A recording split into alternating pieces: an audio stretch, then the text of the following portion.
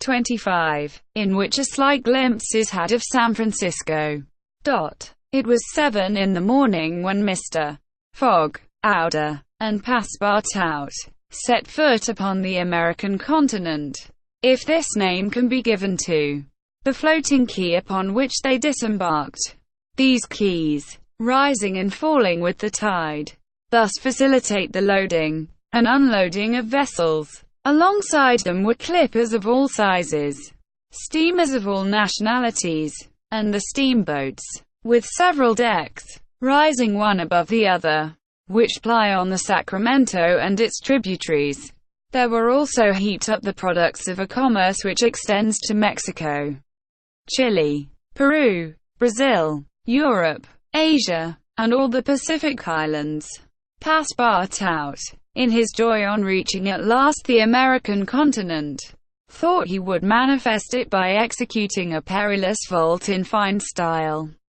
But, tumbling upon some worm-eaten planks, he fell through them, put out of countenance by the manner in which he thus set foot upon the new world. He uttered a loud cry, which so frightened the innumerable cormorants and pelicans that are always perched upon these movable quays, that they flew noisily away. Mr. Fogg, on reaching shore, proceeded to find out at what hour the first train left for New York, and learned that this was at 6 o'clock p.m. He had, therefore, an entire day to spend in the Californian capital. Taking a carriage at a charge of $3, he and Ouder entered it, while Passepartout mounted the box beside the driver, and they set out for the International Hotel. From his exalted position, Passepartout observed with much curiosity the wide streets, the low, evenly ranged houses, the Anglo-Saxon, Gothic churches, the great docks, the palatial wooden and brick warehouses, the numerous conveyances, omnibuses, horse cars, and upon the side walks, not only Americans and Europeans, but Chinese and Indians. Passepartout was surprised at all he saw. San Francisco was no longer the legendary city of 1849, a city of banditti, assassins, and incendiaries, who had flocked hither in crowds in pursuit of plunder. A paradise of outlaws, where they gambled with gold, dust, a revolver in one hand and a bowie knife in the other. It was now a great commercial emporium. The lofty tower of its city hall overlooked the whole panorama of the streets and avenues, which cut each other at right angles, and in the midst of which appeared pleasant, verdant squares, while beyond appeared the Chinese Quarter, seemingly imported from the Celestial Empire in a toy box. Sombreros and red shirts and plumed Indians were rarely to be seen, but there were silk hats and black coats everywhere worn by a multitude of nervously active, gentlemanly-looking men. Some of the streets, especially Montgomery Street, which is to San Francisco what Regent Street is to London, the Boulevard des Italiens to Paris, and Broadway to New York, were lined with splendid and spacious stores, which exposed, in their windows, the products of the entire world. When Passepartout reached the International Hotel, it did not seem to him as if he had left England at all. The ground floor of the hotel was occupied by a large bar, a sort of restaurant freely open to all passers-by, who might partake of dried beef, oyster soup, biscuits, and cheese, without taking out their purses. Payment was made only for the ale, porter, or sherry which was drunk. This seemed very American to Passepartout. The hotel refreshment rooms were comfortable, and Mr. Fogg and Ouder, installing themselves at a table, were abundantly served on diminutive plates by negroes of darkest hue. After breakfast, Mr. Fogg, accompanied by Ouder, started for the English consulate to have his passport visaed, as he was Going out, he met Passepartout, who asked him if it would not be well, before taking the train, to purchase some dozens of Enfield rifles and Colt's revolvers. He had been listening to stories of attacks upon the trains by the Sioux and Pawnees. Mr. Fogg thought it a useless precaution, but told him to do as he thought best, and went on to the consulate. He had not proceeded 200 steps, however, when, by the greatest chance in the world, he met Fix. The detective seemed wholly taken by surprise. What had Mr. Fogg and himself crossed the Pacific together, and not met on the steamer? At least Fix felt honored to behold once more the gentleman to whom he owed so much, and, as his business recalled him to Europe, he should be delighted to continue the journey in such pleasant company.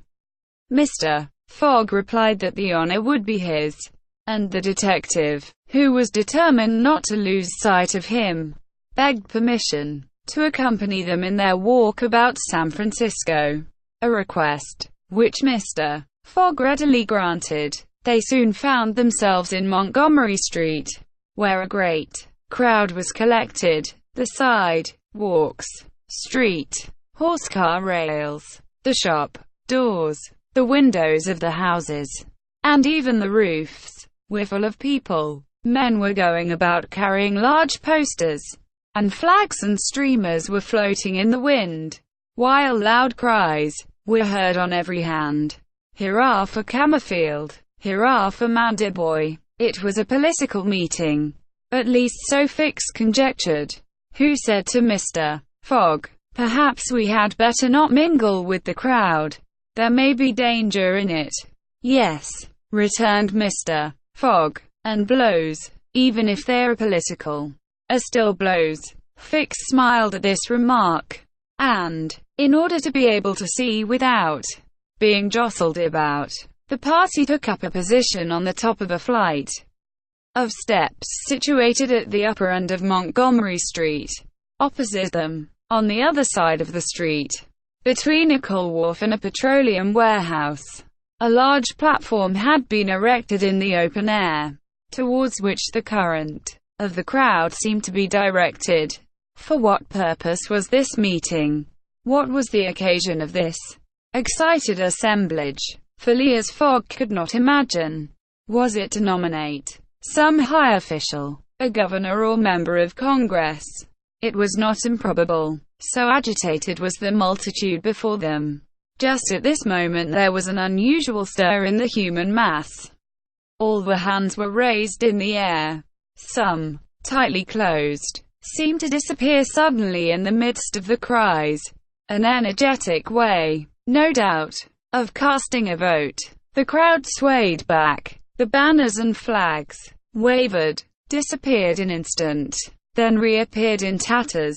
The undulations of the human surge reached the steps, while all the heads floundered on the surface like a sea, agitated by a squall. Many of the black hats disappeared, and the greater part of the crowd seemed to have diminished in height. "It is evidently a meeting," said Fix, "and its object must be an exciting one. I should not wonder if it were about the Alabama, despite the fact that that question is settled." "Perhaps," replied Mr. Fogg, simply. "At least, there are two champions in presence of each other. The Honorable Mr. Camerfield, and the Honorable Mr. Mandiboy." Ouder, leaning upon Mr. Fogg's arm, observed the tumultuous scene with surprise, while Fix asked a man near him what the cause of it all was. Before the man could reply, a fresher agitation arose. Hurrahs and excited shouts were heard. The staffs of the banners began to be used as offensive weapons, and fists flew about in every direction. Thumps were exchanged from the tops of the carriages and omnibuses, which had been blocked up in the crowd.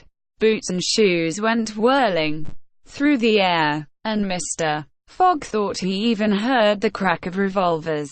Mingling in the din, the rout approached the stairway, and flowed over the lower step. One of the parties had evidently been repulsed, but the mere lookers-on could not tell whether Mandiboy or Cammerfield had gained the upper hand.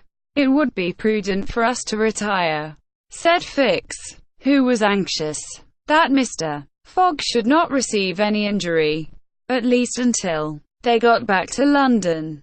"If there is any question about England in all this, and we were recognized, I fear it would go hard with us."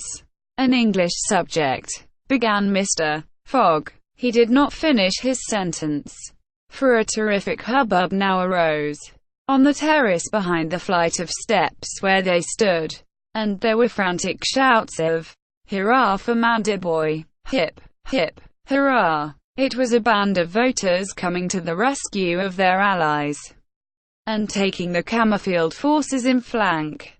Mr. Fogg, Aouda, and Fix found themselves between two fires. It was too late to escape.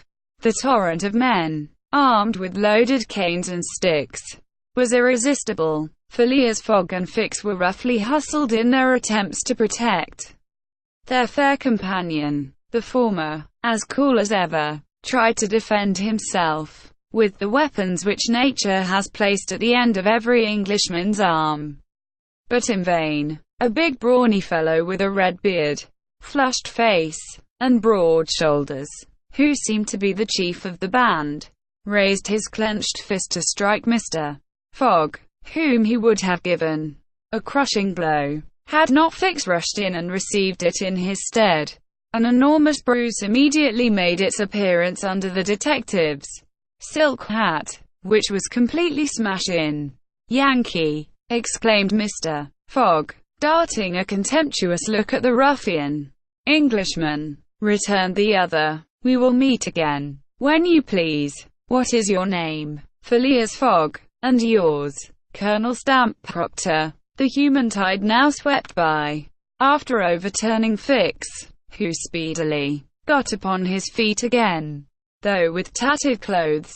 Happily, he was not seriously hurt.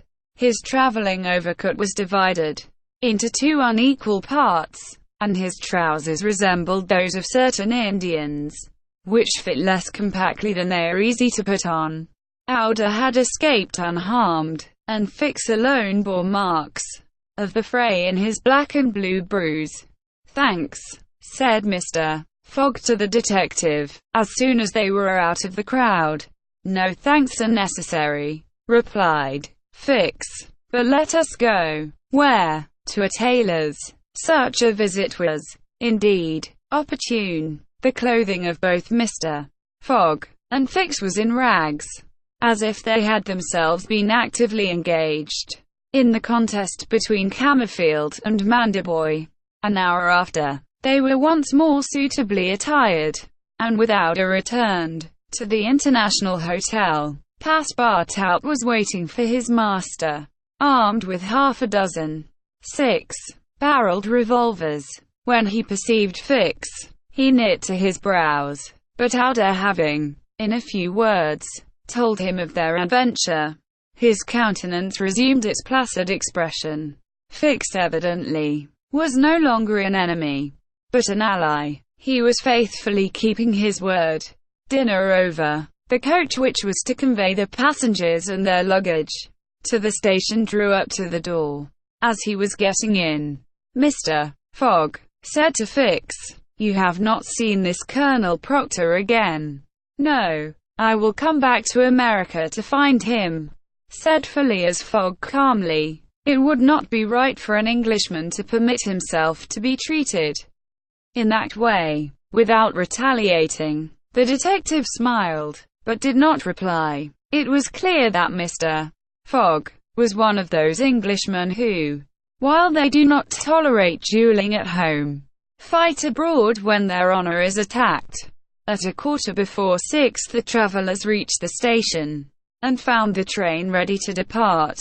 As he was about to enter it, Mr. Fogg called the porter, and said to him, "My friend, was there not some trouble today in San Francisco?" "It was a political meeting, sir," replied the porter. but I thought there was a great deal of disturbance in the streets. It was only a meeting assembled for an election. The election of a general-in-chief. No doubt? Asked Mr. Fogg. No, sir. Of a justice of the peace. Phileas Fogg got into the train, which started off at full speed.